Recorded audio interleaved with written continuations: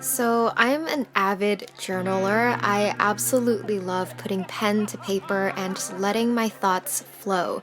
This is the way that I get to know myself, it's the way I heal myself, and it's just a way to document my life. Today, I'm sharing most of my journal collection just because I think it'd be fun to just look back and see where it all started. This first one is from junior high. This is when I really started to pick up journaling consistently. I started with poetry of heartbreak. So, honestly, all of my junior high years were writing about my relationships, love, heartbreak, lots of emo moments. I was really into rock and emo music, and I would write down song lyrics that spoke to me. And yeah, a lot of emotions. But at the end of this notebook, I did keep like a page of my favorite inspirational quotes, so maybe that's where it started. I don't know. Alright, this notebook is from the later years of high school, and again, relationships, heartbreak.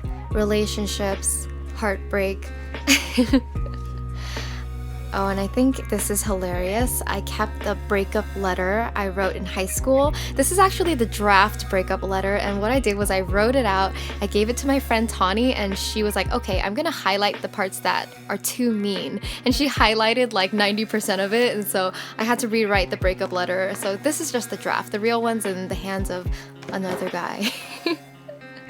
Alright, so this notebook is from college, my college years. I kept a poem that my friend just gave to me, something that she thought was sweet.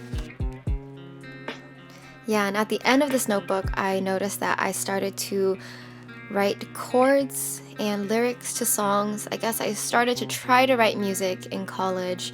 It never really came out to anything though. Yeah, I just basically had a lot of ideas but never really finished anything. Alright, this is a notebook that my friend Alan gave to me before I studied abroad in Italy. So I kept it as like my travel notebook, a place to journal my thoughts as I was traveling and studying abroad. So Italy was a place where I really got to start soul searching and take more time to myself. So I think this is where I started to journal more and read more. It's so funny to look back at like my to-do list back then and what I was going through. At this point, I was trying to like find inspiration, I guess, inspiration and guidance on what to do with my life from here on out.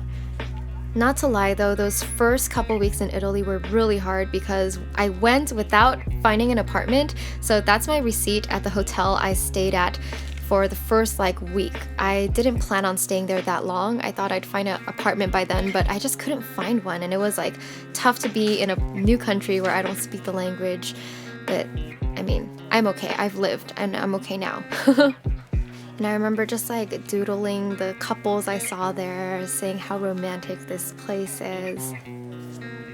So this is one of my favorite entries of all time. I basically went to the theater in Milan to watch Long Long play. Long Long is a pianist and he is amazing. So I was journaling in the theater, sitting by myself in the box office and being super inspired, and I just kept flowing and flowing and flowing, and it was really, really a beautiful moment. So I kept the ticket stub, and on top I wrote down like the melody that he was playing at that moment so I would not forget it. And I kept that brochure. So yeah, Long Long at Teatro alla Scala. Teatro. And I was still trying to write music in Italy, just trying to find inspiration to create something. The rest of the entries are of my travels. So I traveled to like over 10 cities in those 6 months, and it was really life-changing. As you can see, I kept my receipts from shopping, and I just like to keep this notebook separate just because it's like a very unique chapter in my life that I cherish. Alright, this notebook I got from France, and since this, I've started to like buy notebooks whenever I travel because to me it's like a souvenir that I can cherish for many, many years. So these entries are about my post-grad life, just being lost, figuring out what to do, just kind of documenting all the random things I was doing at that time. Literally, I was doing so many different things, a lot of failed opportunities. And all the while I was trying to work on music, so here I wrote down like my inspirations in music and just planning out how to create my album, which I did in 2013.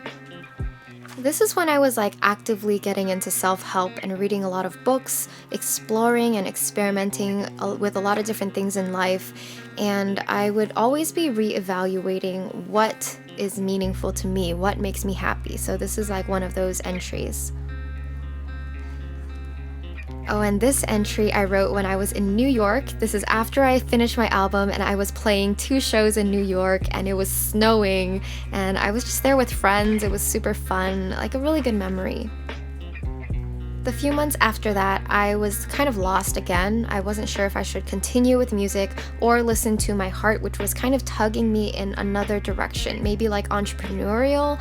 I wasn't so sure at the time. So here is an entry where I was talking about how I have a show today, I have a performance, yet I've like watched YouTube for 2 hours, and something about YouTube was like intriguing me, and I asked myself, why am I so attracted to the lifestyle of YouTubers? And I guess this is where I got honest with myself with what lifestyle I really want with my life. And I thought that I kind of like gave this dream away when I gave up on my music YouTube channel, but the dream was still there, so I had to explore it. So I wasn't quite sure if it was even feasible, and it was scary to be lost again. But a few entries later, I noticed that I wrote this one where I was like, I have to allow myself to try. I have to allow myself to be vulnerable and just give it what I got, you know? A few months later, that's where I came up with the name Lavendaire. And yeah, that's where it began. And I started planning my new channel and this new direction that I was going in. And that's where that notebook ended. So this notebook, I'm just gonna flash through because I've showed it like a couple times in previous videos already. It's my current me, future me journal where I kind of document where I am, where I want to be, and I also have like monthly highlights and kind of like a little bit of planning in this journal.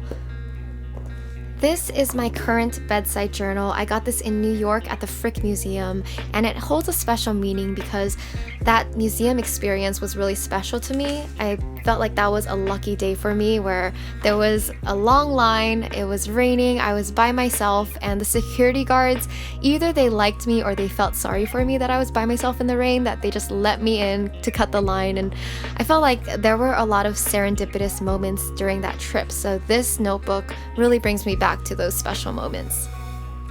So these are entries that I would just write at night whenever I felt the urge to express myself or write something. These are just the years of going through Lavendaire, planning my life. Here is like my vivid vision that I've shared with you guys before in a webinar.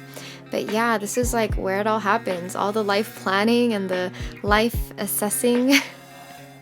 Yeah, trust in the universe. I have my moments of inspiration and moments of doubt, and just like any normal person, you know.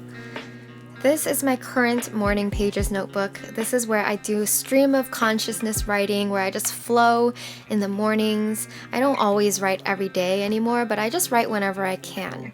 And these are all of my previous morning pages journals. So I love using composition notebooks. I just made it a tradition to do so. But yeah, I feel like I'm pretty impressed and proud when I look at all of these notebooks and I can say that I filled up each and every one of those pages. It's kind of crazy, right? I never usually go through my old morning pages notebooks just because they're so messy and it's just so stream of consciousness that they don't really make sense sometimes. But I like to keep them because why not? This is like me. This is the evolution of me documented on pages day by day, and I think there's a beauty in that I really appreciate, so I will never throw these away. This notebook I got from Japan, and it's a notebook for me to like take notes on things that I'm learning. So whenever I take like an online class or something, this will be my notebook. It's fairly new. I have like a lot of unused pages, so yeah. And lastly, my Artist of Life workbook. So, most of you have probably seen this workbook before. Basically, it's a way to plan your year. And I have like a lot of blank pages in this notebook. So, I've used that to do like a success and joy and gratitude journal. So, whenever something good happens in my life, I will document it here. And that's it. Those are my journals from my journal taking life. Kind of excessive, and that's not even all of it, but that's okay. This is me. Thank you for watching. See you next time. Bye.